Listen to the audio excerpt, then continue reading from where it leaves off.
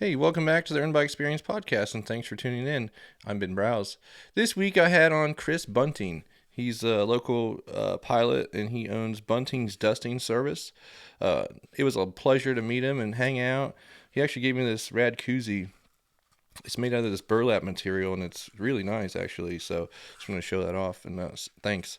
But we had an awesome conversation hanging out. I learned a lot and just thoroughly enjoyed his company. So I hope you guys enjoy it as well.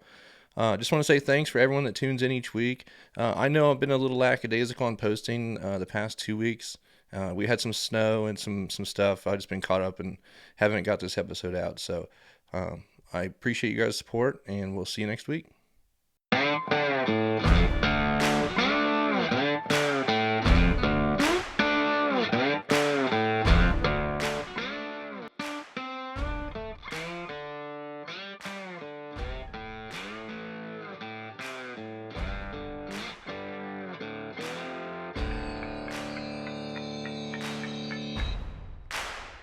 So where are you from originally? So originally I'm from Indiana. Oh, nice. Yeah, like you ever been out west? Omaha, Nebraska's my only place out west. Born and raised Lafayette, Indiana. Nice. So, yeah. Not much crop dusting out that way that I know of. We've had, I guess parts of Indiana have it because we've had a couple guys that come out and work for us towing banners and then go out and crop dust out there. No kidding. Because it's kind of a stepping stone for crop dusting if they want to get into it. Okay. So I would have thought that I guess the crop dusting is probably more in depth than banner planes. More of a career than banner planes is kind of everybody's first stepping stone job. Build the hours to get to that magical 1,500 hours for either airline, corporate, crop dusting, that kind of thing. Okay. So I guess I should introduce you. Chris, thanks for coming on the podcast and giving us your time to tell us all about aviation and local banner planes and apparently crop dusting. Oh, well, thank you for having me. It's a pleasure, man. We got put into contact, and I don't know anything about other than just seeing the banner planes and looking at them over the ocean and thinking how cool that is that there's somebody out there that runs this thing, you know? So I just think it's the coolest thing ever. Well, thank you. Yeah, and there's a whole other side to the business with crop dusting, and I guess is it more like fertilizing too? Yeah, so we'll do anything from fungicide, insecticide to granular fertilizer, and then in the fall there's a little big push and a state-run program for cover crop. Okay. So we'll actually aerial seed. I did the field right out there by Windmill Creek this year. No kidding. Mm-hmm. Is that like a grass or something? Yeah, anywhere from we'll do ryegrass, cereal rye, cereal grains, so wheat, barley. We'll do vetch, radish, kind of any mix they want to throw in. Really? We can do. And do they harvest it too? No, so for you to get paid by the state, you have to kill it back, and it puts nutrients and stops erosion for the winter for the farmers for the following year. No kidding. So they'll kill it down and then plant whatever they're planting the next year. Okay. That shows you how much I know about farming. I know that one of my goals is you're from Indiana. I know. Well, see, you'd think I'd know more. Yeah, that's awesome. So do you guys do farming as well? We do. Okay. Yep. So you're in the combine as well? Mm-hmm. No kidding. Yep. I mean, small time. Okay. It's only about 100 and some acres anymore. Not enough to make a living at it. Right. So the other is our career, and that's just kind of the family fun now. Okay. Well, that's awesome, man. Yeah. There's so many things that go through my head when I think about farming that I don't even know where to start. Because I'm like, well, dang, the spray and the overlap, and it's got to be efficient because you can't put too much down. And is it automated? Like, is there some, it's such a broad spectrum of things that go through to make it happen that I don't really know how it works. Yeah. So, well, I mean, we're all still learning every year. They're always coming up with something new. Yeah. So when you guys are doing some of this stuff, is there any kind of automation, or is it just by the fly? There are flow controls that will control, like if you set your rate for 5 gallons to the acre of liquid, if you're diving in the field and going faster and pulling up out of the field and going slower, the flow control will regulate that so there's not a lag or an increase. Okay. Used to be if you don't have that, you'll have more pressure going in because it's running a fan driven pump. And when you pull out, you have less pressure because you're pulling up and it's slower. Okay. So the flow control keeps it an even keel. Other automation is everything's GPS now. So you still have to physically fly the line, but you can look in the plane. You'll have a screen that shows you, oh, well, I missed that spot there. Let me go back to that line or clean up the edges. And then a lot of farmers now will want the map. So you'll go back, print it off on Google Earth, or just send them an email with the application map. So if they had a check strip or anything like that to see, hey, I want to leave off the middle of the field so I can see if this is actually efficient, if I'm getting a better yield here than I am where I'm not doing it, you can give it to them. And when they go in and combine, they can say, okay, well, put that map into their combine, and okay, this is where the check strip is. No kidding. That is so cool. That stuff blows my mind, man. Before I get too far ahead asking about all the things I have in my brain, can you kind of give me like a rundown of like your background and how you got into this type of thing? Or is it a family business? I don't know anything about it. Yeah, so it's a family business. Both of my grandfathers and family past that, I don't even know how far, were farmers. And then my dad and my uncle started they bought the banner business. Let me get this straight. They started crop dusting in 79 to 80. Okay. And put a strip on the family farm and started doing that. And then they bought strip. Is that the takeoff and landing? Yep. Okay. Yep. So it's a 3,000 foot grass runway. Okay. On Cary Road. And then they bought the banner business that was being sold down there to Ocean City Airport. And we've had it ever since out to our place since 1981. No kidding.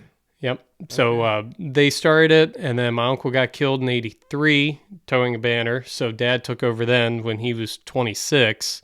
And then he built it up to when my cousin and I came along. My cousin, he flies, and that's my uncle's son.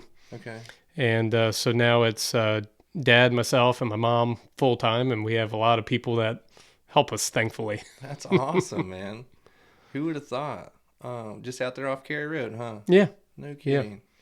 That's interesting. That's awesome. It's a family owned and operated business. Mm-hmm. Sorry to hear about your uncle, man. Oh, well, thank you. I didn't know him, obviously, but his son, he flies and has planes out there with us, and he's a pharmacist at the hospital, so he's still involved and helps sometimes. Really? And, yep. That's cool. So he goes and does like a day job, and then yeah, he says he doesn't want to ruin aviation for him by actually having to work for it. Yeah. Being able to enjoy it instead of working. I like that. That's kind of how I do it. I dabble on the side of just close enough to my hobbies, but yet it's when hobbies become work. Yep, it's just close enough to it all works. Yep. That's super cool. I love that somebody could be a pharmacist or a teacher or something and have a skill that nobody even knows. It's a pilot. Yeah. How cool is that? There's a lot of them. That's awesome. Holy cow. That's super cool. So I didn't, I guess coming here and seeing the banner planes, it's not really something I would have thought as a business, but I guess it's advertising and things. Yes. Used to be when it started out, it was a lot of local advertising, a lot of nightclubs and things like that. And I mean, we still do have a lot of nightclubs and restaurants that advertise, but it's gotten more toward corporate stuff. We've done work for Geico, Verizon, a lot of beer companies still do a lot of alcohol, insurance, any kind of corporation like that, Coca-Cola. Yeah. It seems like Ocean City's a changing market since COVID. Mm-hmm. Maybe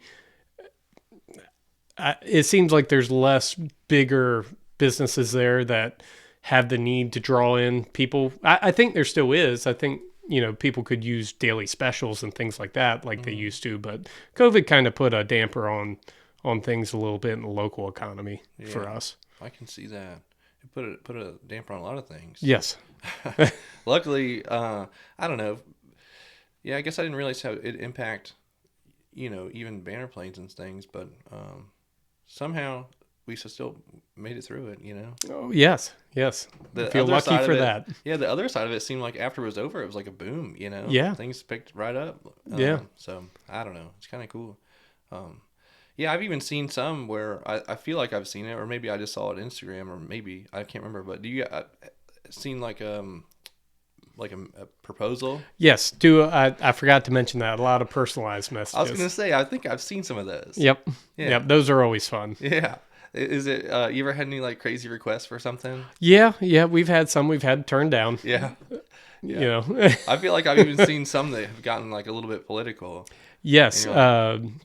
We did one. We've always done political ones. I mean, we're a business. Right. If you pay us, we're going to tow it. Hey, But it's we capitalism. we had a guy that decided he wanted 2 Trump banners, and so we towed them. And unfortunately for us, and we towed them on the weekend, so we're like, and this was 2016, Okay. so it was the first election.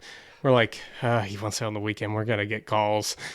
Because we towed for Obama, we towed for Clinton, we towed for Bush. Yeah. So just no affiliation. Who's ever paying the bills? Whoever pays the bills, that we'll take it. Yeah. But so we towed it, no word all weekend, and then the guy who ordered it called us, and unfortunately he was like, well, I'd really like to do another one on Monday. Same message. We said, all right, we can do that. So we did it Monday, and then that's when. I guess there were a few people that just did not enjoy it. And so our answer to them was, well, here's the price he paid. We'll tow anything you want for that price. Yeah. Have a rebuttal. Yeah. Well, then they called the mayor and they called this saying that they were going to boycott and, cancel out every business in Ocean City that tows with us. And we tried telling them, we said, we're not political. Right. It's like, go back. We can tell you every single one that we've towed for. That's interesting. And we're giving you the offer Yeah. to tow something back. Right. But it's funny how things spin out of control from there. And it wasn't a big deal, but we called the mayor and Dad told him, I think we're going to stop doing political messages. He goes, that's probably a good idea. So then the next day there was an article saying that the mayor told us to stop towing Trump banners. No way. So then we started getting calls from Trump supporters saying that, how dare you stop towing banners? And I had one on the phone and I said, sir, he only paid for 3 banners. He did not. He's been towing all year long. I've seen that banner all summer. I said, you have not. You have seen that banner 3 times. We have proof. It's our plane. Yeah. I mean, what do you want us to do? That's so you crazy. get it from both sides. It Yeah. just proves. I can imagine. I think I've seen one, and that's what made me think of it. Yeah, But yeah. It's interesting the amount of stuff that you guys, or people would advertise for. I've Yes. seen like all you can eat buffets and just cool stuff that it's, I don't know, it feels like it's a homey type, down to earth type thing where it's like, Yeah. you look up in the air and you see something and it's like, dang, crabs to go or whatever, Yeah, and no matter what, it's just human nature, I think, to look up. For one, they're loud, and for 2, just look up and see it. Mm-hmm. I think that's the draw point for it. Yeah, people always look. Yeah, you almost want to see it just because you're curious. It's a cool thing, I think. Yes. I'm always looking. So I've even seen some where, in advertising, it's not something I think about, honestly. Like, I know it's what's kind of ruling the world these days, but it's like, you see other forms of it too, like the boats and, skywriting and things during the air show. And it's like, I don't know. It's definitely cool. We're thankful to still be doing it. Yeah, that's a long time you guys have been doing it. So I was looking up this morning because everyone's like, "You ever seen how they lift the banners?" And I'm like, "No, I don't know anything about banner planes." Yeah. So take me through how that works. So each plane will have a release system on the back, and it can carry 4 hooks, and 2 hooks go on each side. And so when the plane will take off, they'll throw out a hook, and we have 2 12-foot PVC poles set up in the field with a long lead rope, just marine rope, going to each banner that's going to go with just a carabiner hook. Okay. And so the plane will circle around the pattern, come in, be about 10 feet off the ground, and then before the poles, we have cones set up, and they'll full power and pull up, and then the hook will swing through, grab the rope, take the banner to the beach. When they come back, pull the release to that hook, throw out another one, and they're good to go. No kidding. So there's a release that can let the banner go. Mm-hmm. Okay. Yep. And then they just throw out the next hook, and they can stay in the air, go pick up the next one. That's awesome. Huh. How does the hook release if it's in, like, is there like a cable to it or something? Yeah. So there's a cable. There's basically just like a J rod, and when you hit that, it'll pull the cable that pulls the release with the ring to the hook on the back of the plane. Okay, that's cool. How are the letters and numbers like affixed to the banner? So they're the lettered banners. There's fiberglass poles with clips, and you'll run each strap through the clip and then hook it. And we have a crew that puts them together every day. Okay. And then the big logos, they're made by a company down in Florida. And then all we do when they send it up to us is pre-print. They used to be hand painted. Really? Even when I was little. That's awesome. Yeah. So, I mean, they were really cool and they were heavy. I bet. But now they're all digitally printed. And so we'll get that. We'll put poles together, slide the pole in, put the lead ropes on, and then it's good to go. Wow. And then the lettered and the graphic panels, they're just weighted at the end of it. Mm-hmm. So you just have to make sure you got the weight on the right end. Yeah, so it's not flipped upside down or something. Exactly. That's awesome. Yeah, I'd never even thought about it. I actually had to pull up a video earlier just so I could see it. Yeah. Because I was like, well, I better at least know a little bit about this stuff. Yeah. But yeah, is it because it's such a heavy thing that they have to be in motion before it can go, or just a wear and tear on the banner? Yes, every company does things different. Our view is we would rather have extra wear on the banner picking you up than increased hazard, or we do everything for safety. You know, for all these years, we're still learning how to do things a little better. So they want to be at 80 miles an hour, be level. The ground crew's watching them as they're coming in, and they'll tell them on the radio, you know, a little low, a little slow, a little fast, and they can kind of judge that if they're a little off, where other banner companies, they like to use a real steep approach, and you just don't have that margin of safety where the ground crew can correct you. Okay. There. Yeah, well, I can't. The video I pulled up, actually, it might be still in queue. You want to see it? Yeah. Let's see if we can pull this up.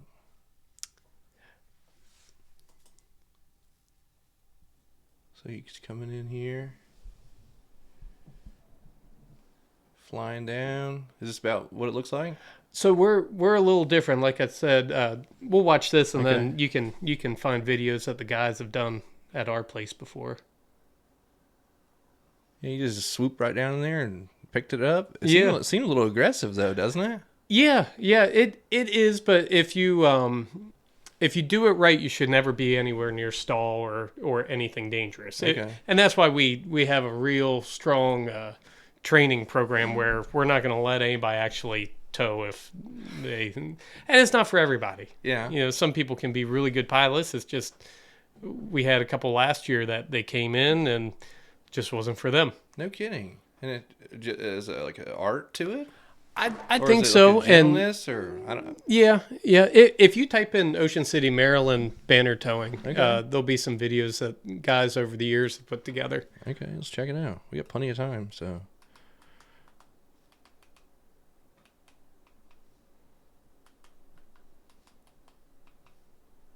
Oh, I'm not very good at this. Banner plane? Yep. Let's see what pops up. So, let's see. If you keep scrolling, I'll tell you which ones are ours. Okay. Oh, you actually have videos on here? Yeah, some of the pilots over the years have made videos. That's cool. So that's an old one. This one? Yeah, but we don't even do it that way anymore. They were more aggressive then. Okay. All right. That's not us. That one's us. This bottom one or this one? Yeah, the bottom one. Okay. The Yeah, one's above? we have. Yep. So that was 2002. We have a bunch more recent ones too, but Okay. this will give a good idea of Cool. how we Yeah. do an approach. If you put these on, you can actually hear the video. Try to skip through this here.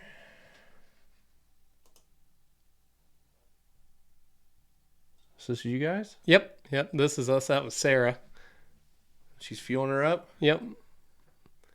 And there's a front line and a back line to how they set up the banners. Okay. These planes look like they got some age to them, huh? Functionality, not prettiness. What's the average age of these things? We have some from the 50s, 60s, No 70s, all through there. That old? Yep. And ever so often you tear them down, check the frame, put new fabric on them. We're in the process of doing that now on some of them. Yeah, I figured there's like FAA, I know, has like regulations on engine Yes. repairs and things.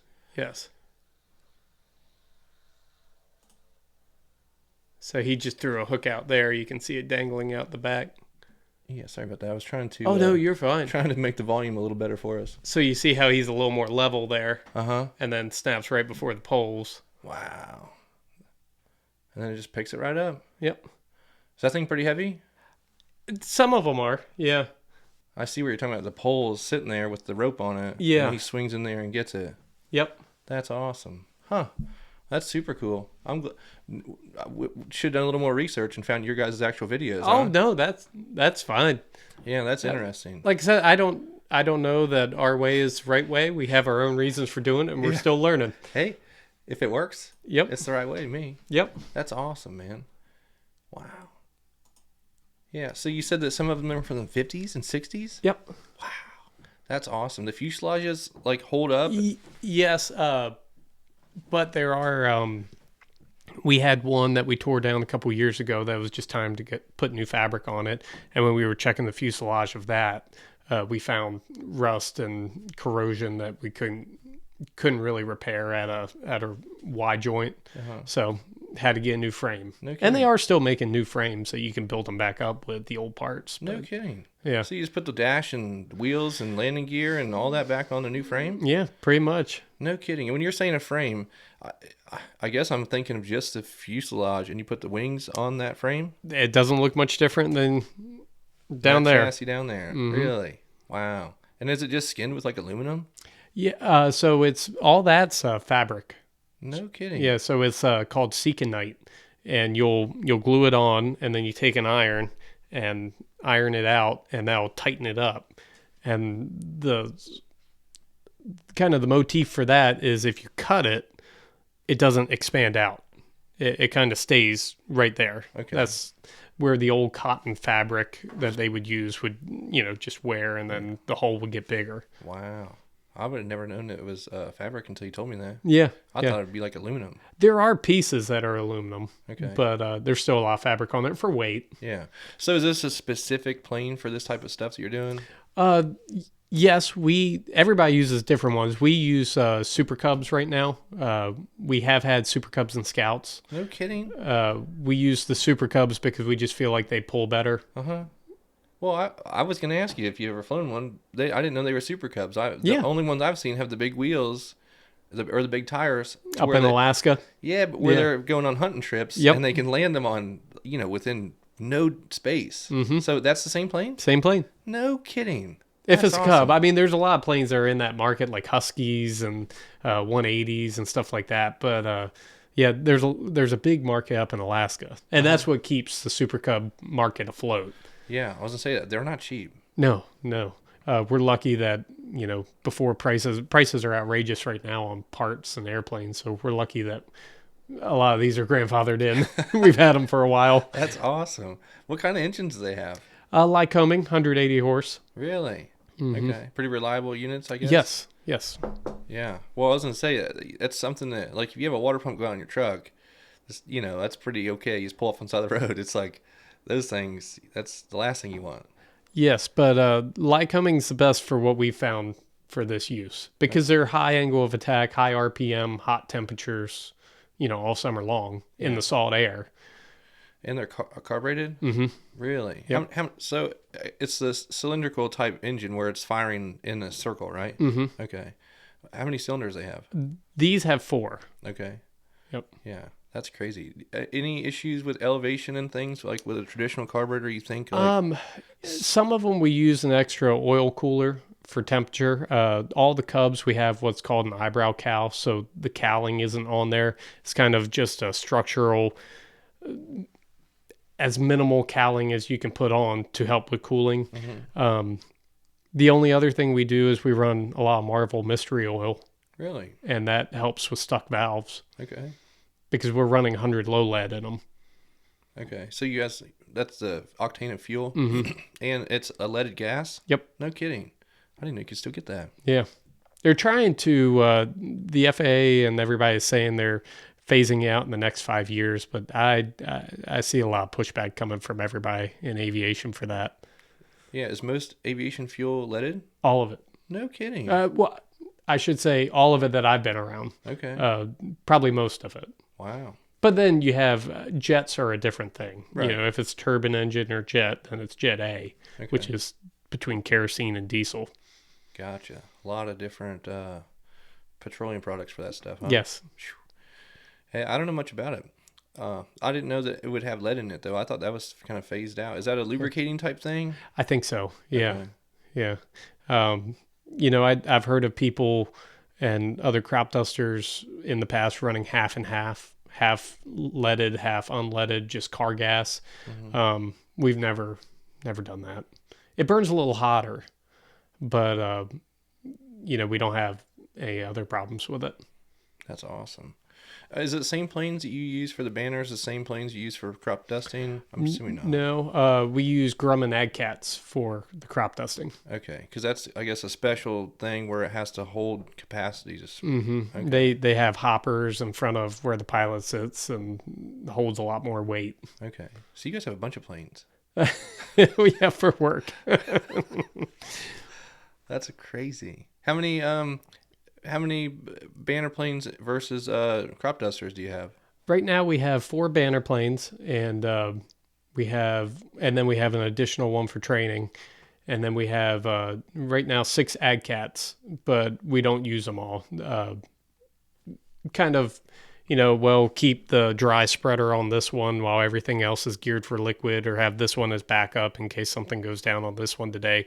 Because in crop dusting, you can't wait. You know, if you break down, you got to jump in, use another one, get the job done. Gotcha. Job has to be done then. Okay. I also was going to ask you with the dry versus say a wet spray, Mm-hmm. so you can actually do both. Yes. So the liquid will be out.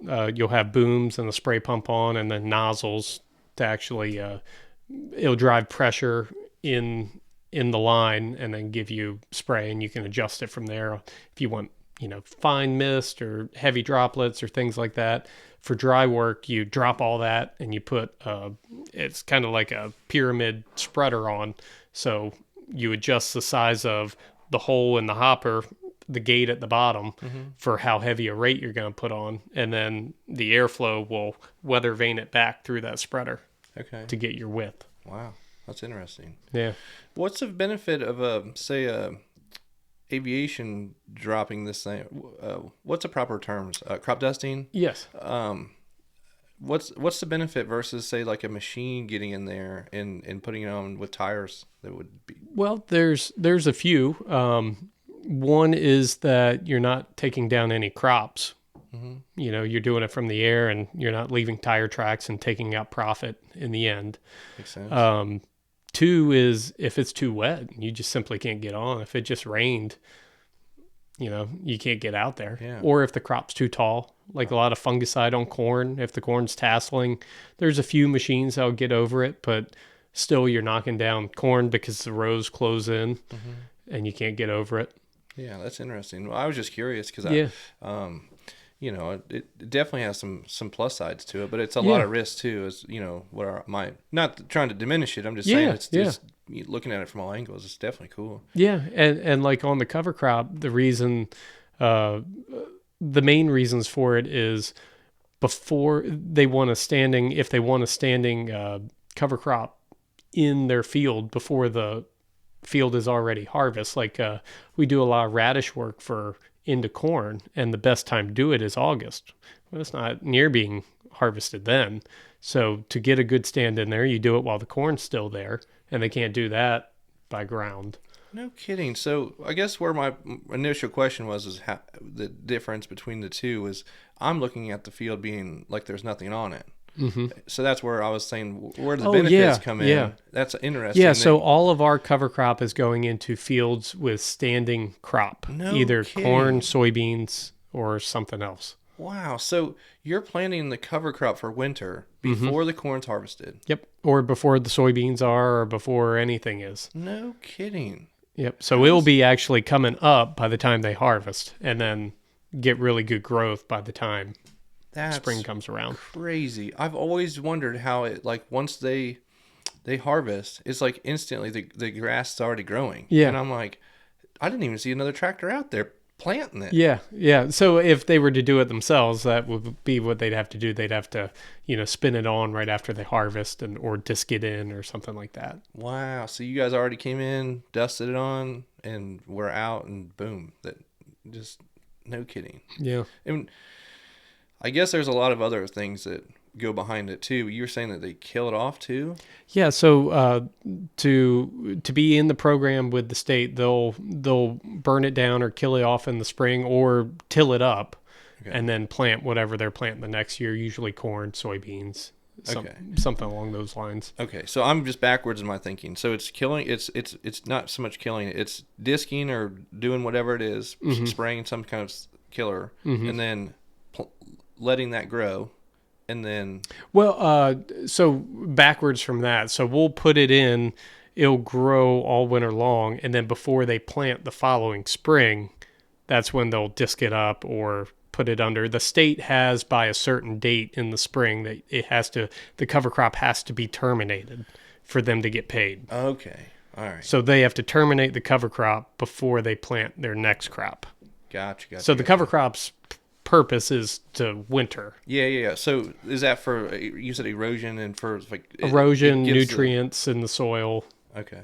Yeah. Gives it some kind of structure where the dust isn't blowing and wind's not carrying dirt, I guess. Right. That's right. crazy. Or if you had a high nutrient rich crop like corn that took a lot out of the soil, or if you have if they've been no-tilling for years where they don't work up the soil, everything's just planted into soil and it never gets dissed or anything, then like something like radishes aerates the soil and prevents like nematodes and things like that. No kidding. So they're banking on the size of the crop in the ground to actually push it out and actually make a hole there. Yeah.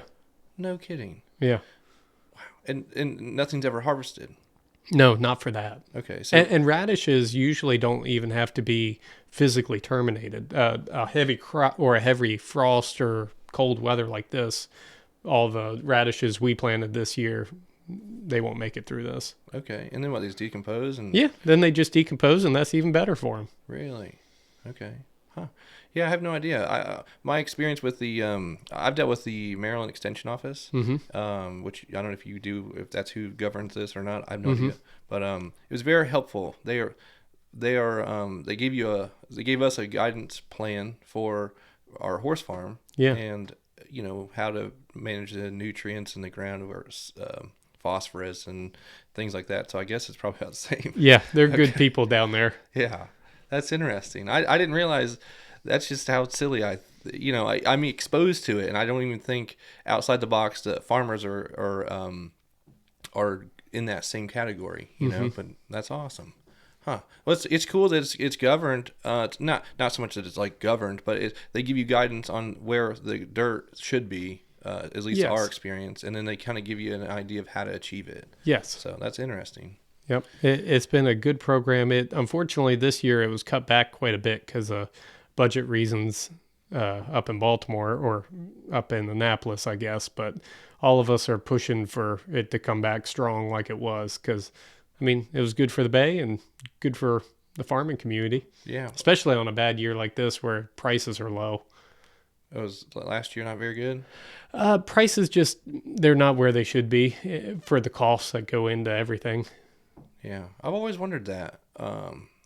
Not that I don't know if you know, but like you'd see to me, I would think farming has to generate some kind of income because of the equipment that it takes to do the thing. It's like but you hear it that it never turns a profit. And it's like very here lately it seems very rarely that you hear anybody talk positive of it.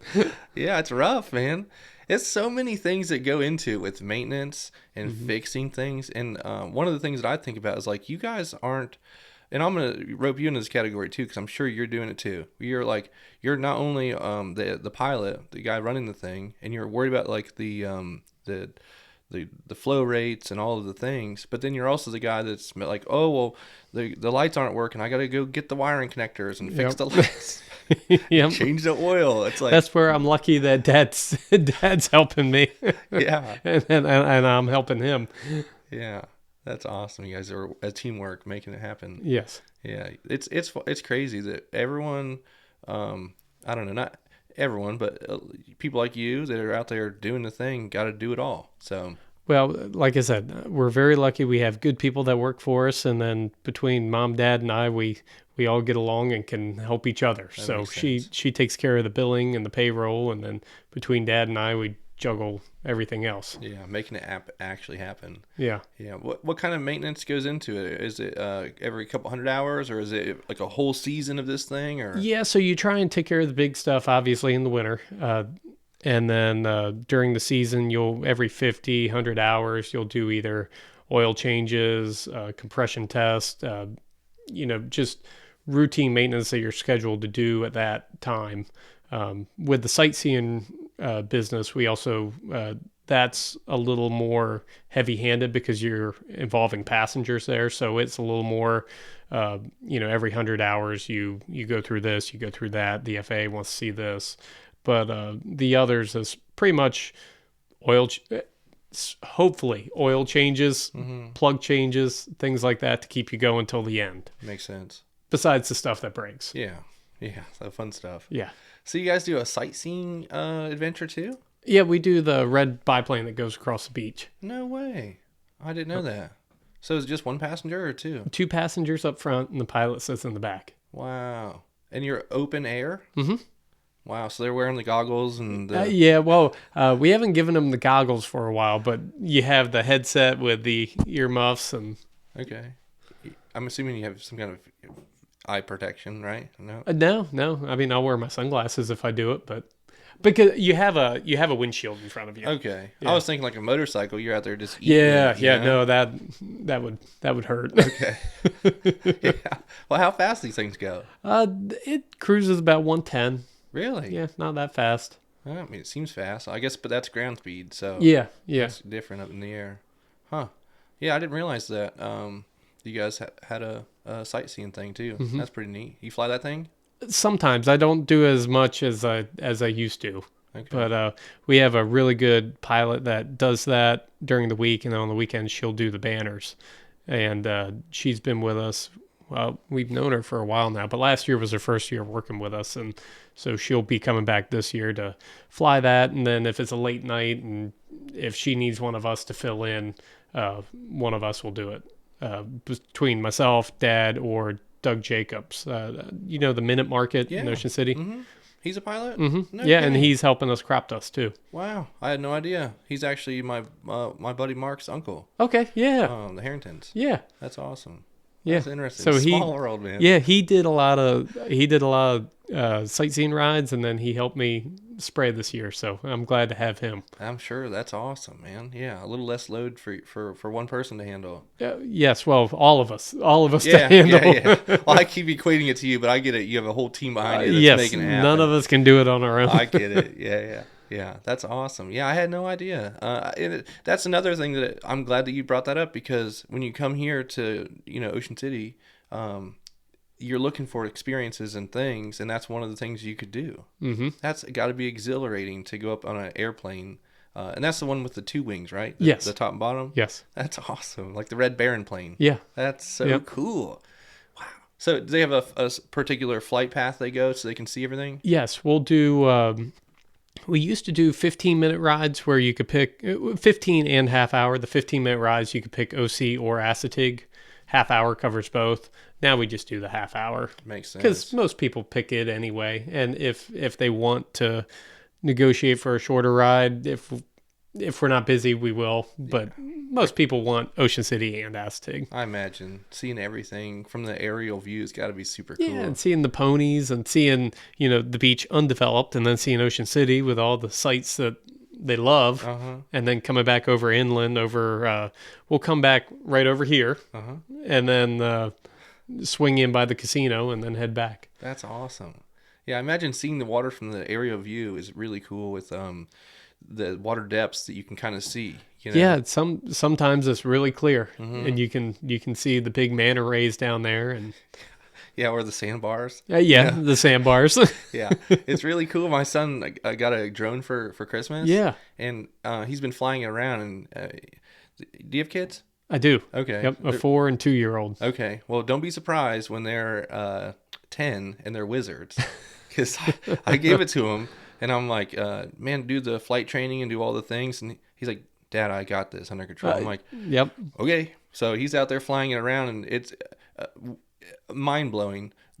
Just the view that we're seeing. We're not up there, but we can see the view that thing's looking at. And one of the things I could see was the water depth. And I'm like, oh, cool. Now I know to stay out of there or whatever. It's kind of a cool tool. It is. Yeah, that's awesome, man. The area from the top view, and that experience showed me that like you can get from the air. I mean, we know this for aviation, flying to and from different states, but like a drone or an airplane gets somewhere quick. Yeah. Just straight line. When you can go in the straight line, it goes a lot quicker. That's so awesome. Yeah, I don't know. Seeing it is super cool. So, yeah. Do you fly like when you go on like recreation or anything or vacation? Do you? I'll fly around here and I'll take the kids up. My cousin, he travels a lot flying. He'll go down to Florida or up to Maine. By the time the season's over, I kind of just enjoy a car ride with the kids and my wife, and I'm able to talk to them. I don't have to worry about, okay, well, I got to look at the weather for coming back or if something breaks down. That makes sense. That being said, when the kids get older, I want to give them that experience like I had. I'll take them places. Yeah. But that's awesome. Would you fly your like your normal Cubs to a different state, or would you? No. Are they kind of like a local plane? Yeah. I mean, you could, but we don't really have a market for them outside of here. We've done a couple of things here and there where we'll pick up a banner somewhere else, but for the most part, there's enough crop dusting companies in the country, and the big one, Van Wagner, they work with us and subcontract to us. So if we get something somewhere else, we usually give it to them. Oh, cool. Yeah, I meant for travel. Yeah, I just meant like are those planes able to go that far? Or? They can. I mean, any plane can go anywhere as long as you plan your fuel stops. Okay. But with no doors and windows and only one seat, it's kind of. I should have done that in my early 20s. Mm-hmm. Yeah, I was just curious. Yeah. I would think how cool that'd be to just if you wanted to go to Baltimore to pick something up. You're like, oh, I'll hop on my plane and fly you there. can. I have done pickups of parts and things that we need. Really? Yeah. That's cool. Yeah. Saves some time, huh? It does. That's awesome. So, how did you originally, like, so you grew up into it, but like you just naturally stepped into getting like out of high school, going to flight school, or how's that work? No, I never went to flight school. I went to UMES, got my undergrad in biology and chemistry, and got my master's in teaching. Really? Mm-hmm. Okay, so that's the farmer side of you. Yes, and a backup side of me. Uh-huh. That was the deal. For me to come in the business, I had to have something as backup. Okay.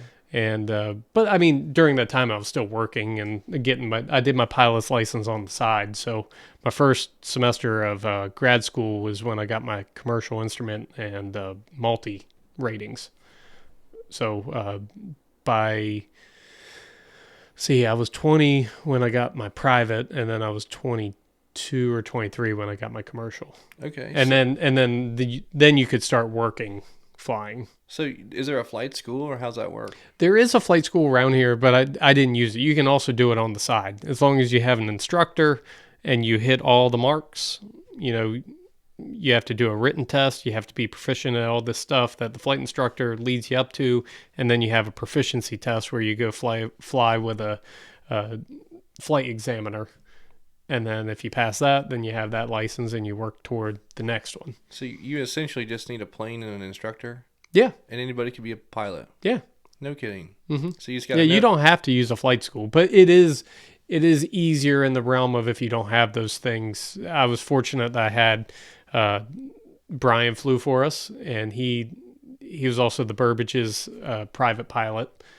Okay. So and then anytime he wasn't flying for them, he would do the Waco or crop dust for us, and so he was a flight instructor, and he used our plane, and I was lucky enough to go through that way. That's awesome. So you just got yours right on your own property with your own planes. Most of it, my private, we keep a couple planes down to Ocean City, so I did have Ocean City.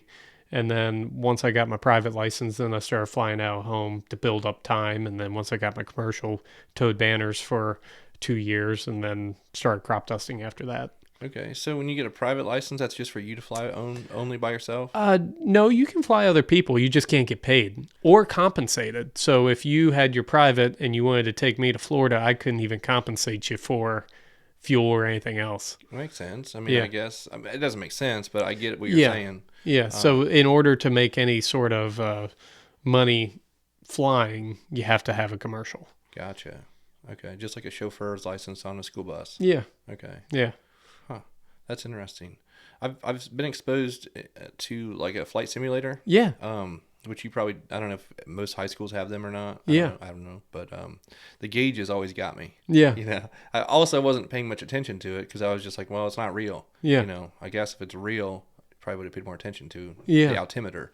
But how is it? I mean, I guess you don't fly at night, but how is it relying on only gauges and things at night? Well, when I have done it, and I don't have nearly as much as other people time wise, but it just takes practice, like everything. Mm-hmm. You know, if you practice, Doug Jacobs did it a lot, and I feel like for me personally, it would be nerve wracking first couple times, and then after that, you know, practice just gets you better at it, and then you feel more comfortable without being complacent.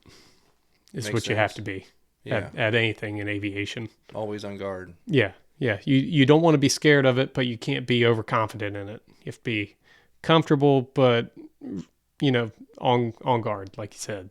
Always probably following the instruction A to B or A to Z, like no deviation. Well, sometimes you have to deviate in situations and be flexible, but if you trust your basic instinct in like driving, you know, if a tire blows, you trust your instinct to be able to make it to the side of the road instead of freaking out and just turning into a guardrail or a ditch. And I feel like it's the same way with aviation. Something goes wrong, that's all your time leading up to that prepares you for that point where you say, okay, I gotta go there. Makes sense. Or you think ahead. And crop dusting, you have to do a little more of that because you're so low. You know, if I'm on that side of the field, something happens, I'm going there. If I'm on that side, I'm going there. So you're always thinking about the next step strategy ahead of time, like a plumber. You're always thinking if something breaks, I am putting my butt down there. That's crazy. Wow. Have you ever had any issues like that? Yeah. Really? What? You had to land the plane unexpectedly? Yeah. No kidding. Yeah. Well, Dad has a lot more, but I have a few. Really? Well, take me through one of them. My counterweights on my propeller busted one time when I took off with a full load of seed, and I just thought I blew a cylinder, so I just started dumping the seed and started turning back for a field to land in. And first rule that Dad always taught me and Brian always taught me as far as when you have engine problems, you don't touch it, because if you pull it back or you try and push it forward, the power you were making there, you might not get back. Mm-hmm. You don't want to mess with anything. So, I mean, I went to 0 power, and then when I got down to land, just pulled it back, and then it started shaking real bad, and I thought, it doesn't feel like a cylinder. So landed it, went up front, looked to see where the cylinder was busted, and then saw that both counterweights were busted off. Really? So, there's a counterweight on the prop? On those particular props had counterweights, and so it put into 0 pitch, basically. So it wasn't creating any pitch. So is that like Yeah, it just flattened them out, so it wasn't giving any bite in the air. They just went straight. So they're variable, they move? Yep. What? The banner planes don't. The crop dusters do, because you want high pitch taking off and then pull it back for a cruise pitch. Wow. That's pretty interesting. Yeah. I would have not known that. Huh. So there are weights inside of the propeller that Some of them, like let go, like they just flew off, or yeah, you grease them pretty often on this particular prop hub and propeller, but they just, I guess, just wear and tear. They just both of them busted off. wow, They were still there. It's just they were disconnected. gotcha. Wow, that's interesting. Yeah. Scary, huh?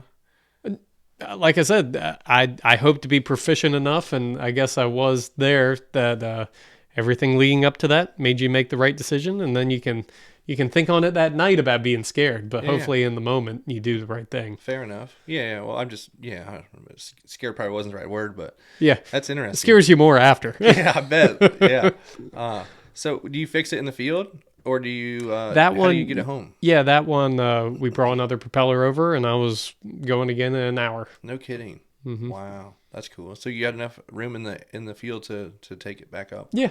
That's awesome. Huh.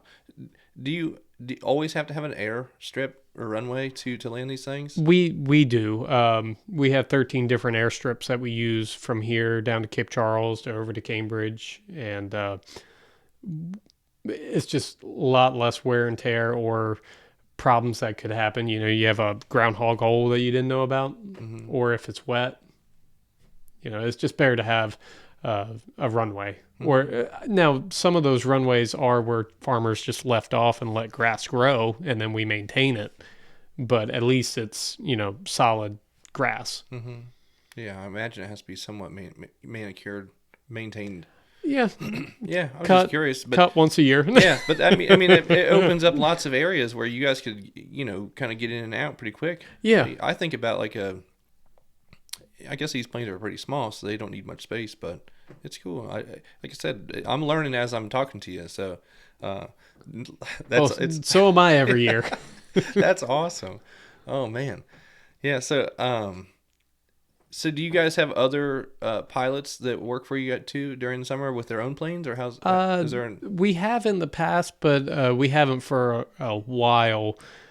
We'll hire banner pilots, and I'm in the process now of talking to them, and I'll get a crew lined up in late March, and then they'll come in. If they're returners, don't have to train them, obviously, but new ones we'll bring in a couple weeks before Memorial Day, and I'll start training with them by flying with them first, getting them used to the way we do the pattern, and if they're good at that, then I'll switch to the ground with the radio and start talking them through the pickup process. Okay. And then we just do that over and over for repetition, and just so it's ingrained in them. And then if they get through that, then their first banner, and then we slowly work them through I mean, you still want to watch them close for the first month, but by the time mid-July, late July hits, they should be pretty efficient. Yeah, that's pretty cool. Huh.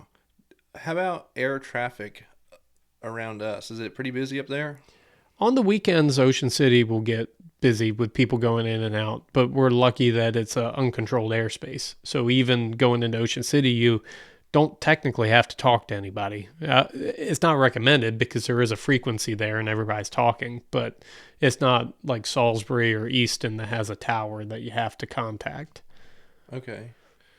So pretty much just watching out for the people flying during the day, or you'll have people that want to fly low down the beach right in the lane of the banner planes, and so the banner planes are talking to each other saying, there's a guy at 400 feet, 300 feet coming down the beach. Just like private planes would be out there cruising around? Yeah. Wow. Yeah. Yeah, that's awesome. Do you do much private plane stuff? Like do you have access to one? Yeah, we have a few that we are fortunate enough to use for that we've had for years, and my cousin and I bought one together. 46 Taylor Craft, where it doesn't even have an electrical system. You have to hand prop it. 65 horsepower. That plane's fun. We enjoy. You can work all day flying something else and then jump in that and still enjoy it. That's crazy. It doesn't have a battery or anything. It runs its own spark. And yeah. You have to physically turn the prop through with the magnetos on, and that's what gives it its spark. And then that runs the electronics inside the plane? There are none. There's no gauges or anything? Well, there's gauges, but they're all static. from bleed lines, airlines out on the wing, Wow. or engine gauges that run off oil pressure. Yeah, some mechanical stuff. Yeah. That's crazy. So there's gauges that run off of air pressure on the plane? Yeah, airspeed does. It's just a pitot tube on the wing that air will go through, and if your airspeed stops working, it's usually because a mud dauber or a bug or something got in there, and you got to blow it out. That's crazy. You ever hit any birds or anything? Yeah, a lot. Is it like everyone thinks it's going to be this catastrophe, or it's pretty... well, luckily I'm not in an airliner carrying passengers, so I don't have to... That's a little more serious, but yeah, I have had some... I hit one 2-3 years ago. Usually you hit them and it dings the wing up and you fix it in the wintertime. Mm-hmm. But I hit one and then it was a turkey vulture and it got stuck on the wing, and I had a full load on and dove down, hit it, came up out of the field, and the plane kept wanting to drop that wing. And so I sprayed the field out, but it was real light on the controls. Anytime you dove in or pulled out, it wanted to really drop. So when I got back, pulled the vulture off, and it had gone back far enough on the wing, it went to the spar, and it was blocking enough airflow on your aileron to turn the plane that, it was messing with that. Okay. So that we fixed before I went back up. There's a lot of moving parts in these things. Yeah, and I didn't realize that little... I'd say it was that wide of an airflow change that it was blocking going back over the aileron, that it made that big a difference. Wow. That's pretty impressive. Yeah. But at the time, you're mad because you want to get work done. I bet. And you got to stop to fix it. So fix it that night, get going the next day. Yeah, I imagine that it's a turn and burn type thing. Yeah. Yeah. Does that was when you were crop dusting? Mm-hmm. The payload, is it ever shifting when you're up there? I guess with liquid water? is. Yeah, liquid is. Yeah. So does it make the plane react differently in things? Or sometimes you'll feel it. Most of the time, not too much. Okay. Yeah. What's the deal with an airplane coming down really, really fast, and then my understanding is you can only pull up so much before it collapses the wings? Yeah, so you could accelerate. Going our speeds, it probably wouldn't collapse the wings, but you would accelerate stall. If you come down too fast with too much weight, and then you try and pull back too hard without being a little more gradual, you would just stall the tail of the airplane and just smack in. There's a lot of crop dusting accidents where they do that, just not judging it right. And I've done it before too, not to that extreme where I hit anything, but where I can feel it on that edge where I'm like, ooh, I was a little late there. I felt the tail want to stall. Wow. That's interesting. I didn't know that it could, just, I don't know, kind of float there and then lose its momentum, I guess. Yeah, because you're going so hard down that way, you can't expect just mechanical controls to overcompensate there for the speed. Gotcha. So if you're going faster, it wouldn't be as much of a deal. It would be. I think it would be more so. But the heavier you are, it makes a difference too. Okay. So that makes sense. You fly a lot more cautious when you're heavily loaded, then you can get away with more stuff as you lighten up. Makes sense.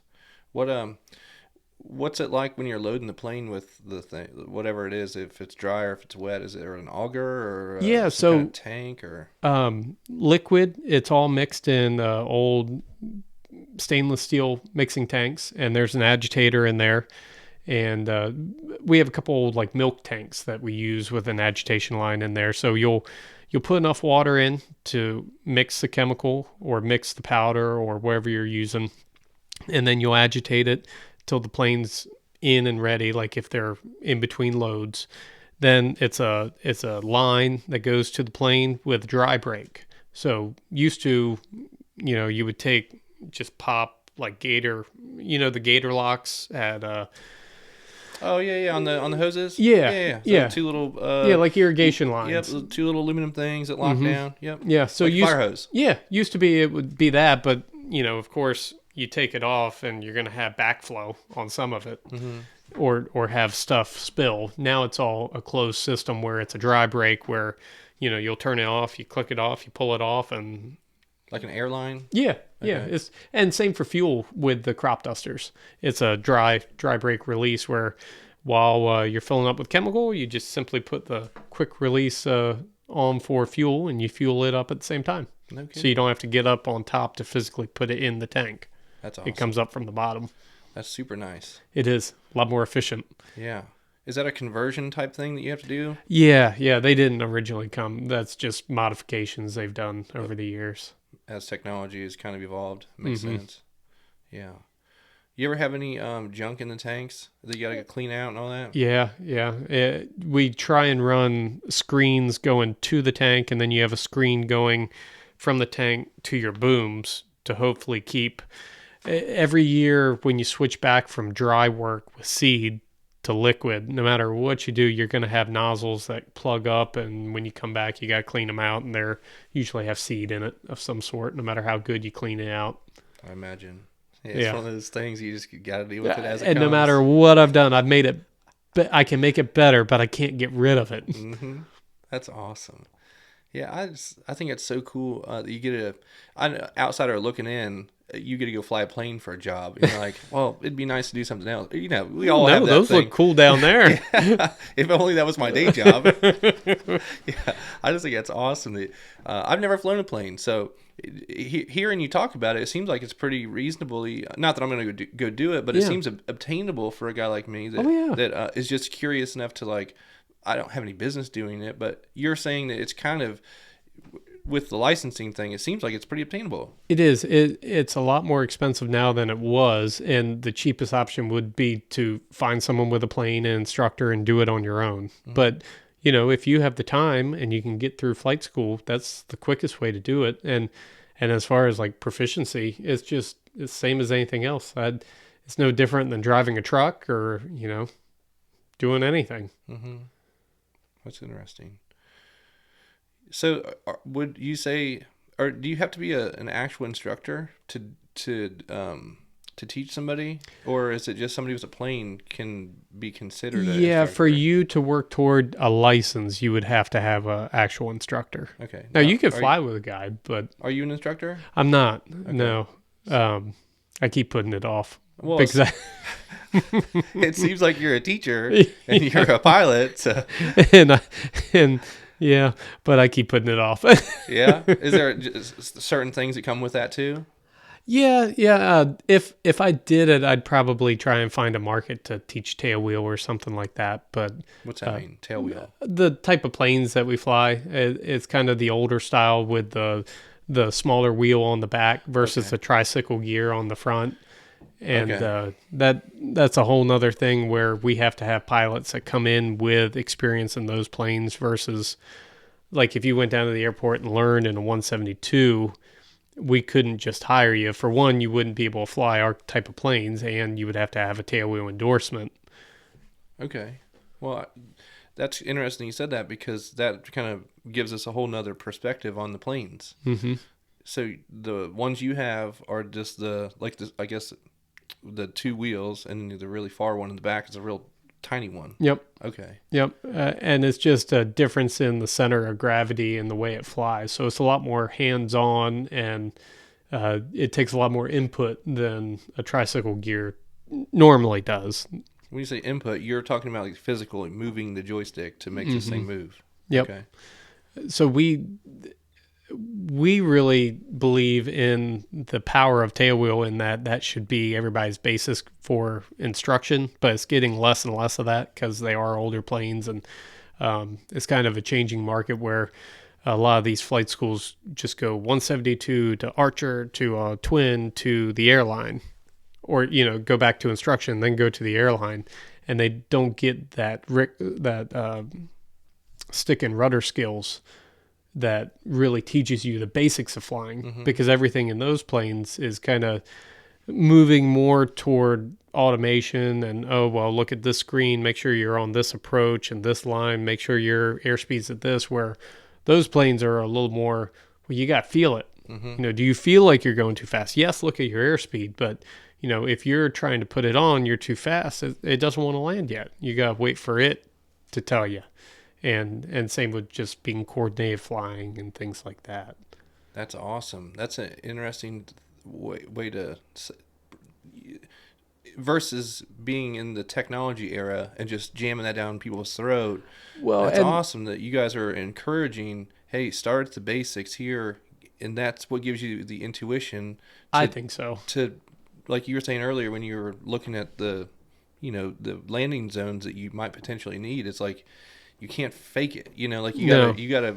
It's almost an experience field. It makes total sense. Well, Sully, it was his experience flying old World War II biplanes and gliders that told him he did the right thing. Yeah. There's a lot of other accents you can look at and you can say, well, why did they do that? That's just basic flying that they didn't do, and that's why they made a mistake. Yeah, that's interesting. That's a great movie, by the way. It is. It is. Yeah, you threw that in there quick. Where he landed in the New York Hudson. The Hudson River. Yeah, that's incredible. What a great movie that was. Yes. Yeah, man, I think about that all the time. With a while back, I was learning how to ride a horse. Yeah, and it just felt like I was moving too quick. My wife was out there, and she got me up to speed, cantering and things, and I'm like, I don't. So you're not a horse person to start. No, I know enough about them now, but I'm not a cowboy, if that's what you mean. Yeah, I'm out there riding the thing, but where I don't feel the hocks and the feet and like the legs and like know it's warm or something, and I don't have enough foundation to feel worthy to go ride the thing. Does that make sense? Yes. And that's what kind of the airplane joystick thing. It makes total sense to me. Like you need to know the absolute basics, starting from the ground level up, to be like proficient at the highest level. Right. I don't know. It's the same exact thing. That's awesome that you guys are encouraging that though, versus the newer technology. Yeah. I don't know. I believe in it. I'm not saying it's the right thing. There's people who'd argue the other way, and there's definitely a benefit to both, because if you're going to go airline, yes, you need that structure. You need the checklist. You need this and that. But I still think there's a place for that foundation where, okay, something major goes wrong. Yes, there has to be a checklist, but you don't have time. You got to use your basic instinct to say, that's the best option there. I'm taking that. Or I need to do this right now. Yeah, not a whole lot of room for error. No. Yeah. How about these planes when you see them where they have like a book? They all have like a manual to the planes that explain lots of stuff, and usually they're looking at it when they're flying it. Yeah. I have a lot of buddies that are in the airlines and cargo, and now they've gotten away from the books, and now it's all iPads. Okay. And a lot of their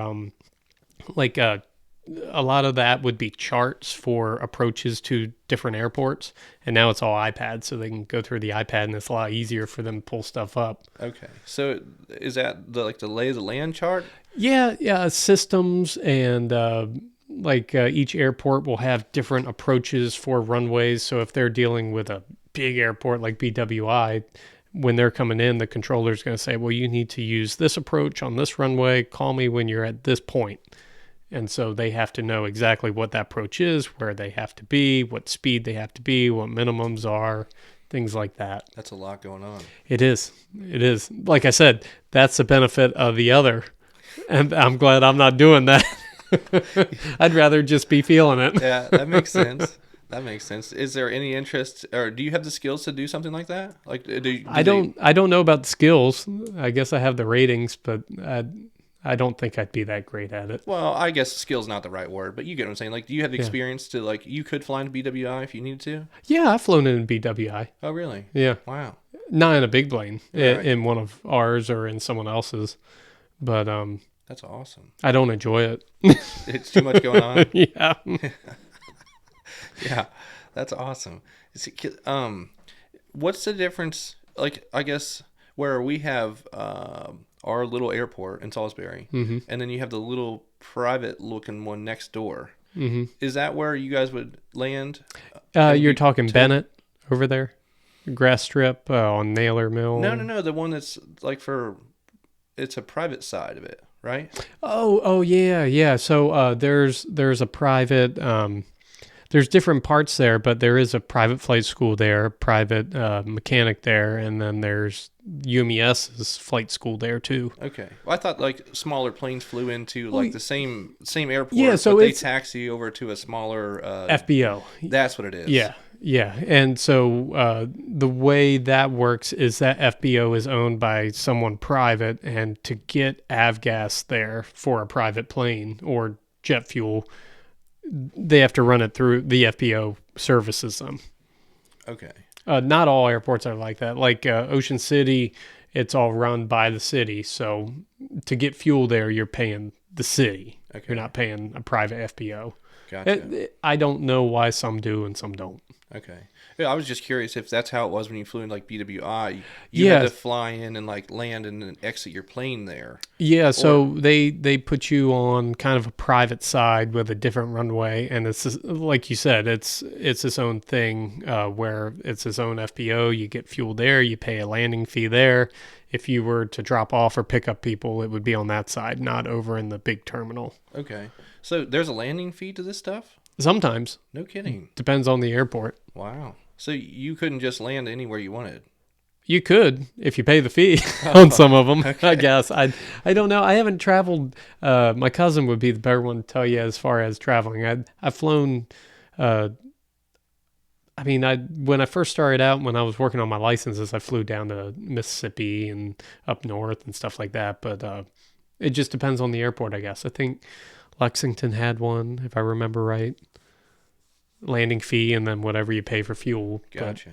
Yeah, I was just curious. I didn't know that there would be. I didn't know to think that there would be a landing fee. Yeah. But I guess they have to be there to help serve you and whoever else might come in there. Yeah, so. And you can look. There's a lot of apps and stuff for flying 4 flights, kind of the biggest, or Garmin Pilot, and you can check fuel prices airport to airport, see if there's a landing fee. So you can chart your route around whatever you want to do.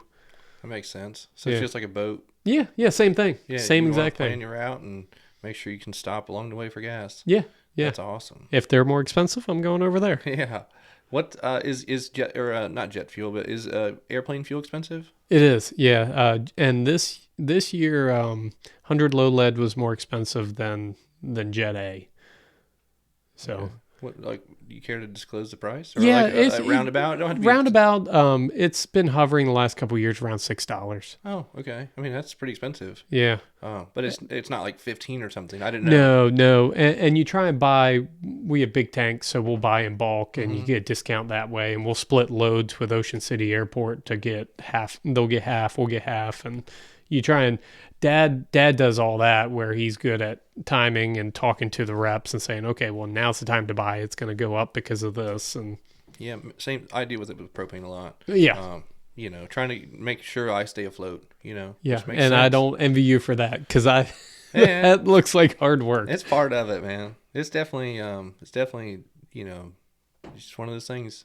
I kind of fell into it, just like probably like you. Just I don't know. Things just happen and put you in the direction where you're supposed to be at. You find yourself there, and you're like, "Dang, I'm here." Yeah, I have to do the work. Wouldn't want to be anywhere else though, like you said earlier. No. And I'm thankful that there's people out there that do the things that like you do.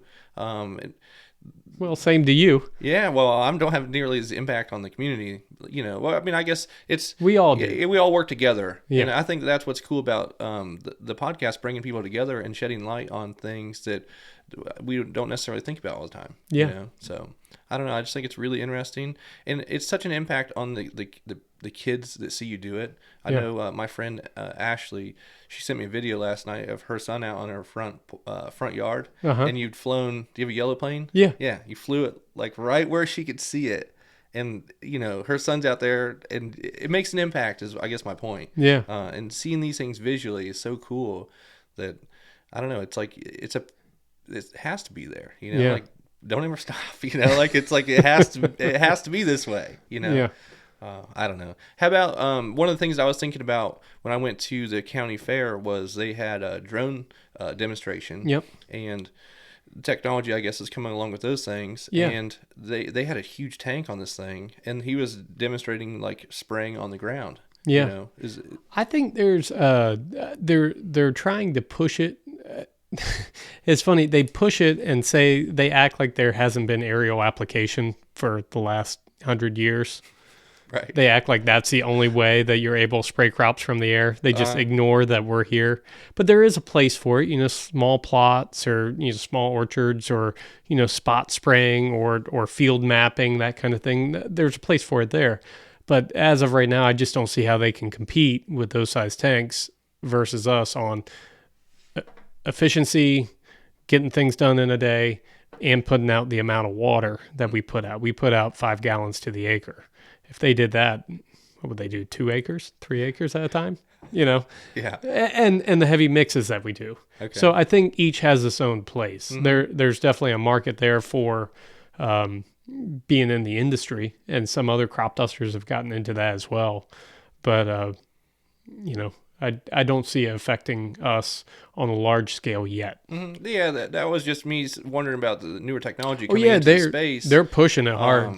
And if that would be like say a pivot at some point, or if my way of thinking is they can't carry as much and they don't have as much range as you do, so there's not even a question whether it's competition. Yeah. It's like is it bring other things to light, like food plots and things that you might normally say no to, that now you can offer that service too. Kind of where I was going with it. Right, and never say never, but right now we don't have any plans to. Mm-hmm. I could be old and cynical here and really tell you how I feel, but I won't. You don't like them? What's it worth if there's no risk in it? Is how I feel about anything. You mean as far as the personality with it? Yeah, like why would I want to do that when I can go up and fly and do this? Mm-hmm. No, I agree. I guess my thing is I have a buddy that worked for us. He flies F-16s now. Okay. And him and I were having this conversation, and he asked me what I thought about it. I'm like, well, what do you think about the drone pilots that call themselves pilots in the Navy and in the Army? He goes, yeah, we don't like them. I was like... Gotcha. I think there's always going to be that rivalry there because... I don't know. Yeah. It'd be like if someone came into your business and completely automated it and took all the human aspect out of it and human judgment and said, oh, well, this is future. You don't matter anymore. Yeah. What's it matter that you can do these things, based on instinct or skill? Mm-hmm. Let me just do it based on technology. Well, what about when technology isn't there? Right. Or power outage. Yeah, power outage or just instinct if something goes wrong. Yeah. I don't know. That's the cynical part. No, it's great. Sorry for getting on a tangent. No, it's great. I think about it all the time because, I think about that all the time. It has to have the personality behind it because money isn't everything. It's like you're doing this because you enjoy it, and or I do this because I enjoy it too. But yes. I guess my point is if you take out all the human aspect of it, where's the fun in it? Like there's and the service that if I'm paying for a service and if I'm getting a service from you, part of the service is that I'm dealing with you, and I know you're doing the best that you can do, and you take pride in what you're doing, and that's why I'm using you instead of using something else. Yeah. So that's why I hope that we stick around for a while doing it. Mm-hmm. Well, it wasn't shortly after that I saw that was like, I don't know if it was the same one, but one like it was for sale, and I was like, well, I get it. It's got a place, like you said, a time. It's a new shiny toy. Mm-hmm. But you're not going to replace the distance that you can go and the amount of weight. I just look at the weight that it carries. Yeah. That's a lot of weight, man. Yeah. And like you said, I didn't realize it was such a time crunch. Once you start it, you gotta get it done. You gotta get stuff done in a day to make it worthwhile. That's awesome. So and it sounds like you travel. I guess we're close to Virginia and Delaware. So you seem like you do the peninsula here. Yeah. Okay. We do lower Delaware over to Cambridge all the way down to Cape Charles. Gotcha. Well, a little north of that. We'll go up to Rhodesdale and maybe Preston a little bit, but mostly lower Delaware, Cambridge, south. Okay. Do you ever just fly down somewhere just for lunch somewhere? I did when I had more time. Cambridge used to have a really good restaurant at the airport, and so to build time, my cousin and I would, or if the pilots for the summer after work, we'd go over there and get dinner and then fly back. That's and awesome. Build time that way. That's super cool. So that was fun. So you were saying that you have to have a certain amount of hours to have a license? I forget the particulars of a private license. It's not that many as long as you check all the points and you pass your written and then you pass your practical. To get your commercial, you have to have 250. If you're doing it outside of a flight school. Flights 250? Mm-hmm. Oh, okay. Is that a lot? Yeah, it'll take you a little bit to get there. Okay. Especially paying for, if you have your own plane, you have the expense of the plane, but it's a little cheaper to operate to get to 250. If you're going out and renting, then that's hard because you're paying the rental fee, the gas. So that's usually the hiccup that takes everybody the longest to get to. And then once you have that 250 and you can get your commercial, then people who come to us, they'll rack up on good years 500 hours in a 3-month span with us. That's awesome. Yeah, so that's kind of the marketing point for us is that they'll come in for 1 to 2 years to get to their 1,000 or 1,500 hours that they need to get to their next step, and they'll come in here and fly, have fun next to Sin City, and yeah. That's awesome. Yeah. That's cool. It sounds like at some point be a full stop shop for flight school. No, thank you. Not right now. I'm only kidding. I know you got a lot going on, man. It sounds like. But yeah, I think I made a couple of quick notes just to make sure I covered everything. What would you say the weight that it can carry is? Do you have any kind of number? Yeah. So if we're doing heavy rate for rye, wheat, barley, anything like that, the heaviest, if you fill it full, it's about 2,700 pounds. No kidding. Liquid, you're talking around 3,000 at the most is what you want. That's about full too. So, wow, that's a lot of weight. Yeah, so anywhere from 2,700 to 3,000 is a full load. And those planes can handle that. Mm-hmm. Wow. Now they're dogs, but they'll handle it. That's crazy. You said it's only 187 horsepower? Well, I'm sorry, my mistake. For the crop dusters. Okay. The crop dusters, they're all 600. We have 450 horsepower planes and then 600 plus horsepower. Okay. So those are the ones carrying the weight. Okay. I was going to say that the lower one was the banner planes. Yes. Okay. Yes. That makes sense. It tracks. I was just curious. Yeah. There's no way 180 whatever horsepower. Yeah, 180 horse. That's a lot of weight. That's impressive that it can fly that much weight. Plus your weight. That's awesome. I know. That's why I go on a diet before the season. Yeah. That's awesome. Yeah, I was going to ask you, I have it on here for Super Cubs because I just think that looking at them and seeing their flight distance to stop is so cool. And that's what you guys fly. Yeah, so, they're fun. That's awesome. Yeah, that's super cool. And we have guys that fly for us that go up to Alaska and go up there and they'll fly the bush country. Oh, really? Mm-hmm. We had one, Danny, 3-4 years ago. He learned, he got his commercial, went up there, learned, flew the bush for a while. Then he wanted to he went airline, didn't like it, wanted to dabble in crop dusting, and came out to us to tow banners for a summer and kind of see if crop dusting was what he wanted to do. And now he decided that he didn't want to crop dust because he didn't like the work hours.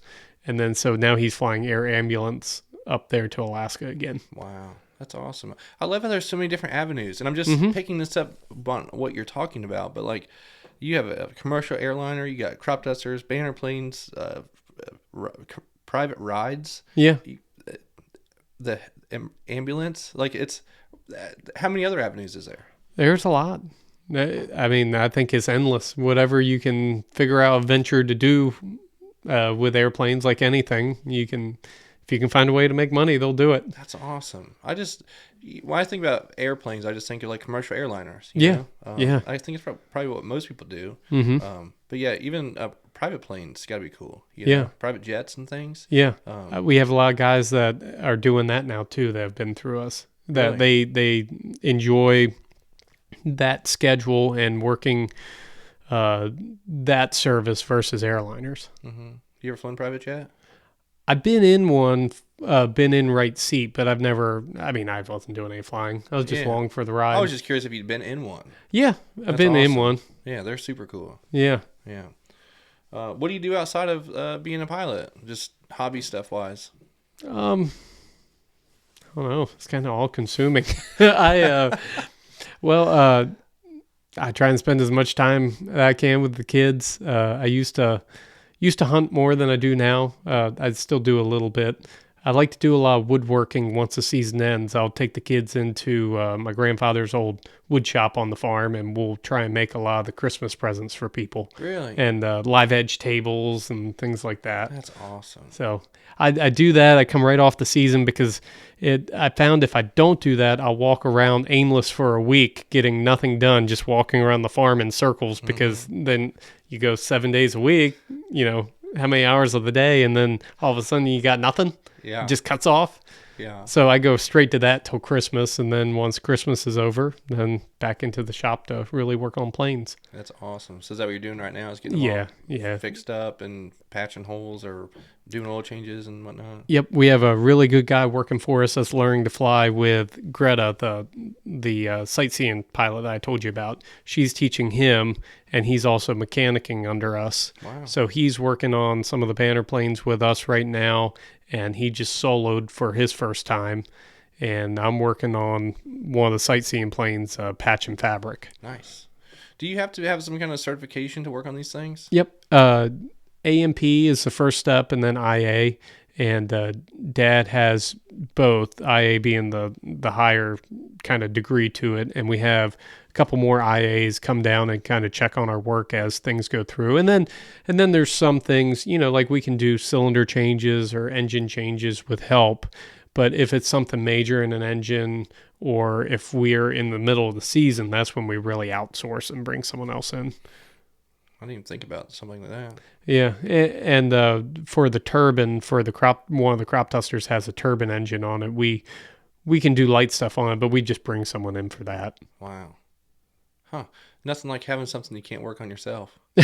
Yes, but I don't want to. There's too expensive and too many moving parts there where I'd rather someone come in, check it, give it the green light for the next year, and then talk through anything. We can do minor repairs on it, but... Well, I imagine just a third party, too, gives you that confidence. It does, and a better perspective, because no matter, working on things, I'll go turn a wrench, and you can walk behind and see something that I missed. Mm-hmm. Or you bring a third person in, we've both been working on something, and they'll see something.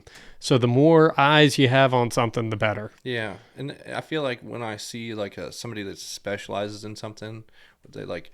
say it's a Harley motor. They know where they've seen it so many times. They're like, oh no, it looks straight, but if you roll the push rod or you put it in a mic, it's out 3,000ths or whatever. They know it, versus us just doing the everything type thing. Yeah. It's hard to catch that stuff. Well, and again, your mind and your focus is wider, being with all different aspects of the business. So you're bound to overlook stuff that someone specialized that can come in and just that's what you need to do right there, or you miss that. You do that. Makes sense. Yeah, I'd be looking at it too, like I just replaced it last year. Does it really need to? Do I really need to do it? Like a third party kind of, it's like cut and dry. No, it's ready. Yep. I feel better with it. Yeah. That's awesome. So one of my last questions was like when you see commercial airliners in the sky, like chemtrails. Yeah. What do you think about that?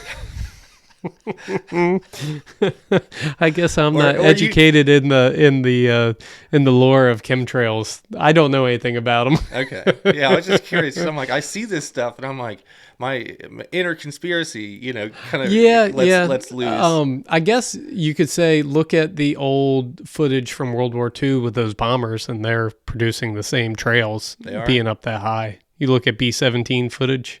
If you type it in, you'll see they got the same trails right out the back. It's just something to do with altitude and height. Okay. Yeah, I was just curious because it seemed to be where when the government was shut down in October, I really didn't see a whole bunch, No. I was like, that doesn't add up. Well, that's like COVID. I thought it was so odd not seeing any planes in the sky, and I thought, man, this is weird to think this is, and kind of nice that this is what the sky looked like for how many thousands of years or millions. Mm-hmm. Wow, this looks nice. It's crazy, isn't it? It is because you take it for granted seeing it every day, and then all of a sudden you're like, nothing. Right. Well, it wasn't until they had fired it back up. I think it had opened back up in October, if I remember right. And then I was like, "Oh, that's see, right." I didn't notice it this past time. I wasn't paying attention then. Yeah. Well, it wasn't until I realized that it fired back up that I was like, no wonder why I've been like glued.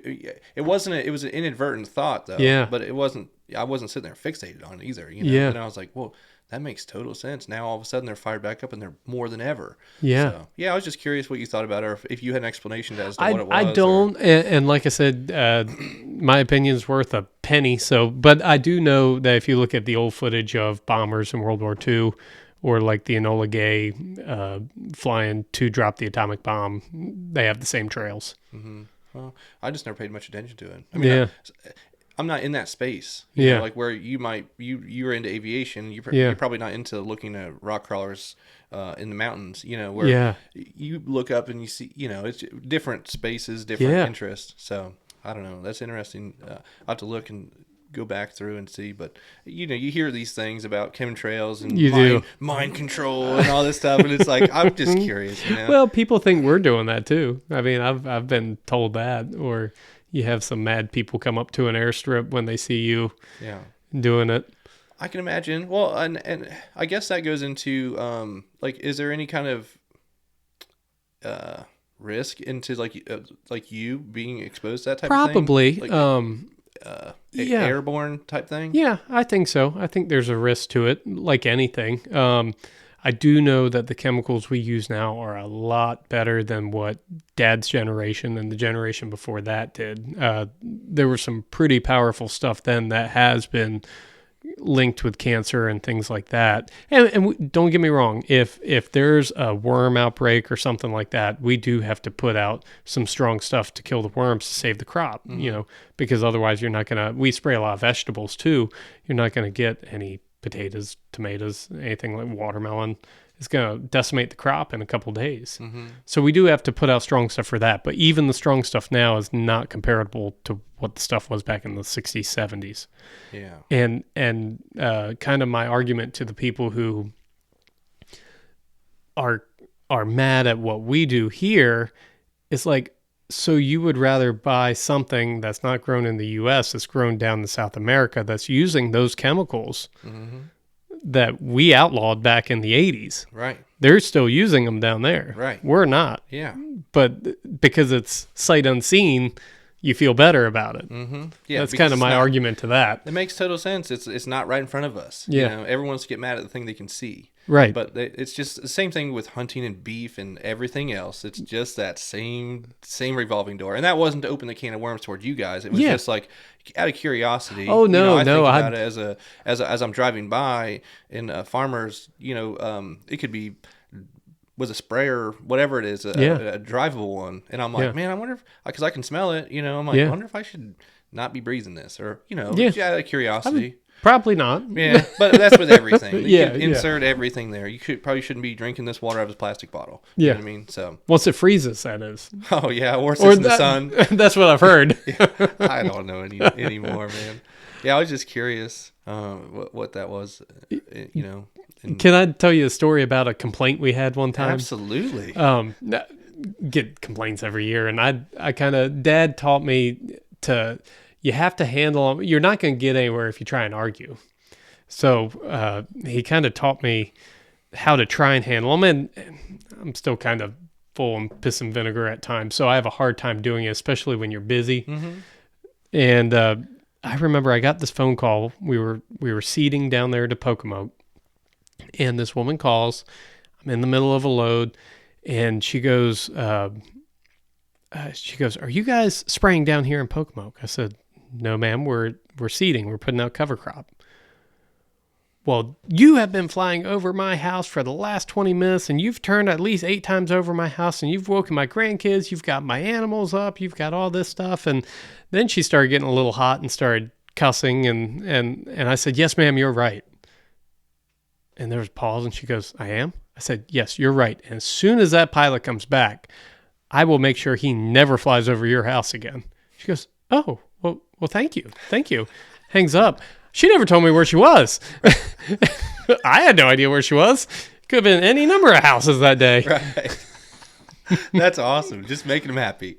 Yeah, and I mean, there's people that are understanding of it, and you talk to them, and they just want a heads up so they can get their animals inside, and that's fine. I'd be glad to.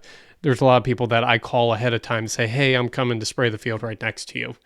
Or there's a bee association down in Cape Charles that I always give them a heads up when I'm going to be spraying the potatoes near them so they can put their bees up or close the door for them the night before so they don't have any kind of off-site drift or the bees go into the field right after I sprayed an insecticide and it knocks out some of them. Wow, that's nice. Yeah. There's a lot of things that we don't even consider as a risk. No, and that's not something I would have considered, but they reached out to me, and of course, yeah, I'd love to do that. I'll be sure I'd talk to you before I do it.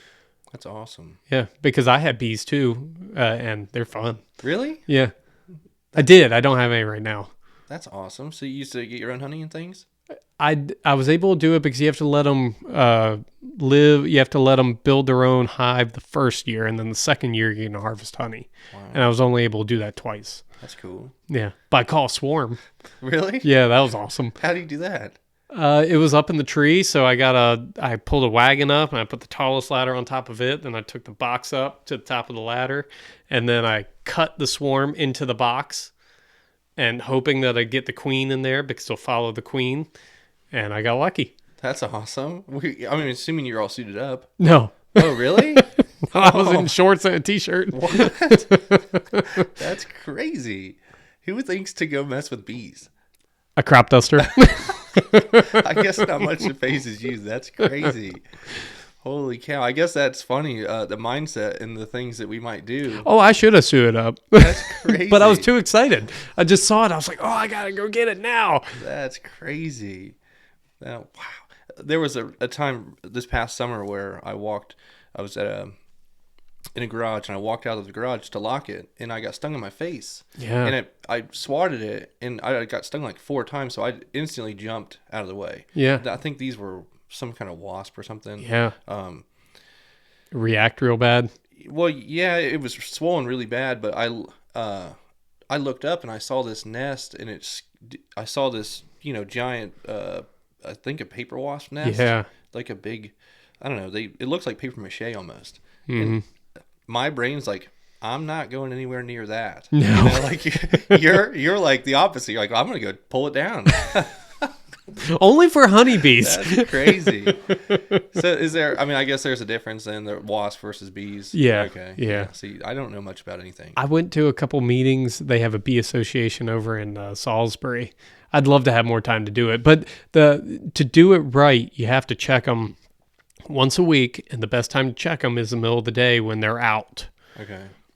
What's interesting is I've seen a couple of things locally or just driving by, and it's like a little piece of land that might be just a part of a field, and it's like they keep their beekeeping stuff right there. Yeah. So that's interesting. I've only driven by them and seen them, but... And if you go by watermelon fields, tomato fields, or anything like that, or even sometimes potato fields, but you'll see hives there. There's companies that will lease hives to produce farms along the East Coast, so they'll travel with the season going up and down the coast to help pollinate. No kidding. Mm-hmm. I learned that when I started talking to the watermelon farmers. I didn't realize that was the thing. I had no clue until you just said that. Yeah, so there'll be tractor trailer loads of hives that will travel, and then they'll set them out for the growing season and pick them back up, travel down south when it gets cold. Wow. Who would have thought, other than like a bee guy or a farmer? Yeah. That's interesting that it has that much impact. Yeah. Wow. That's crazy. So is that what kind of got you into the bees? Was being in the farming and knowing their ability? I don't know. I think it was just an offshoot of I saw a book at Tractor Supply one time, Early Guide to Beekeeping, and I was like, oh, this looks cool. That's crazy. Yeah. Huh. Yeah. I supposedly they're on decline too. So Yeah. Well, and spraying does have something to do with it, but I think there's more factors at play there as well. But no, I love honeybees. that's awesome. Yeah, I would have never even considered that. I've just seen them on the side of the road and didn't think nothing of it. I just thought, well, they're out of the way of like a neighborhood, and the guy probably wants to harvest the honey. Yeah. And it's probably less dangerous, you know, over here versus say in a town. You know, so maybe he just leaves it out less there. likely for a lawsuit. Yeah, but little did I know, maybe he's leaving them there so they can pollinate the field or whatever. Yeah. Huh. Well, you just shed more light on that. Maybe one of these days I'll get Well, a and beekeeper. I know about 0.01% of it. Yeah, well, I don't know anything about anything, man. Everything's... Have a beekeeper on here. I was going to say... I'm going to watch that I'm one. going to look for one. That's awesome, man. Well, yeah. You got anything else that you want to bring up? Anything else that I didn't ask you? No, I just greatly appreciate you having me and talking to me about it, and I'm fascinated by what you're doing here. Oh, for sure, man. Yeah, I'll give you a little tour in a second. But Yeah. I think it's awesome, and I know we only scratched the surface. There are so many other things. I guarantee we could have went down rabbit holes on the controls and how the planes work and different things. I just, you know, I know I'm respectful of your time, but there's so many things that make it what you do happen. It's just interesting, and I'm thankful that you were able to come in here and open up the door a little bit onto what you do every day. Yeah, well, like we were talking about before, we're still learning ourselves. So every year, and I tell the pilots that come in, I said, don't be afraid to challenge what I tell you to do. Mm-hmm. Ask about it. If something doesn't make sense, ask me, because I'm not saying it's the perfect approach. Yeah. We're always capable of learning and doing something different. So, you know, for example, we had, for years, I mean, ever since the beginning and growing up, I was in college at that point. The girls who put the banners together, they always would lay out the letters. They would take the letters from up in the barn loft where they're stored and then take them down, and then they would lay them out in order and then lean down and physically put them all together, leaning over. We had a pilot come in that worked for another banner company. He's like, why are you guys doing this much backbreaking work? He was like, let me show you how we did it. So he built a rack, and I'm like, you know, at the time being young and kind of cynical, it's like, oh no, this is the way we've always done it. This is the way it works. And it's a rack with 2 shelves, and you put the letters in order on the top, and then you just simply put the first letter down, connect it, next one, standing up so you don't have to bend over. Then you take it outside, stretch it out, and put the front and back on. And that's it. It's quicker, it's more efficient, and it's less backbreaking. And then when he showed us that, we're like, oh my God, this is the best idea ever. Mm-hmm. We are dumb. How did we not think of this? Yeah, perspectives too. You know? And I find that all the time. Being receptive to it, though. You could have been the other way and said, well, no, we do it like this. Well, to do it our way or the highway. Yeah, and I think that's human nature. It's always hard to not be that way. You have to fight against it, even after you try to be the other way. I still struggle with it, you know, especially if it's presented to me in the wrong way where I think it's like an insult. Yeah. Then you're really like, bear down. Bear down.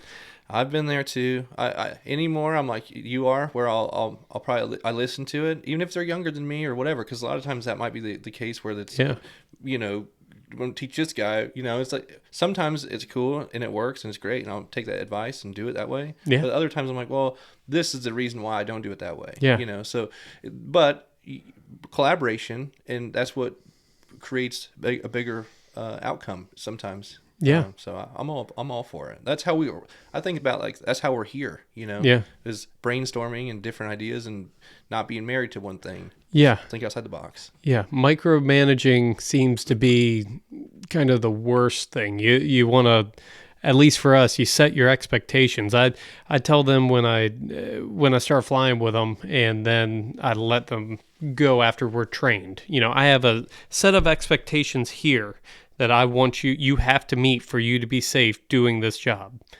But then as far as the way you fly, you're going to fly different than me. Mm-hmm. I'm not going to micromanage you and say, oh, well, this little thing here, I want you to do this, I want you to do that. No, if you're in this realm of safety and in this realm of how we do this business and you do it safely, your way of flying is going to be different from mine. So I'm not the type that's going to say you need to do everything the way I do it, because I don't do it every way the way Dad did it. And he doesn't do it the way who taught him, and Brian didn't do it that way. Yeah. You take the best from everybody and you try and learn from it and then add to it. I'm still adding to it from other guys I see or things I learn, or even pilots that fly for us. I'm like, they did it like that. That makes sense. I'm going to start using that in my own approach. Yeah. Makes total sense. That's how I do it. I look at everything everyone else is doing, and if it's a better idea or they had a better approach to it, I adopt it and move on. But that's awesome. Yeah, that's what makes us who we are, man. Yep. Yeah.